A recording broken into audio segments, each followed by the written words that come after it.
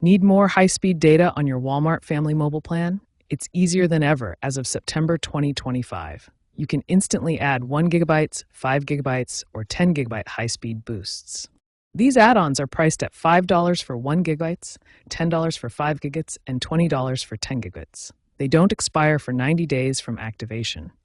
First, open the Walmart Family Mobile app, version 4.2 or later, updated in August 2025.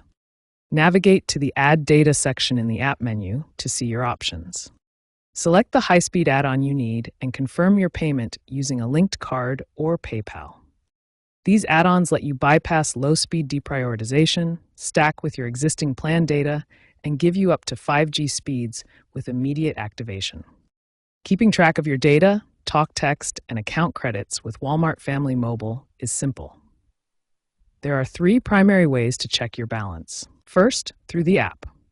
The Walmart Family Mobile app provides real-time balance updates on your dashboard. This is the quickest and most convenient method. Second, on the website. Log into your account on the Walmart Family Mobile website and navigate to your account page. Your balance information will be displayed there.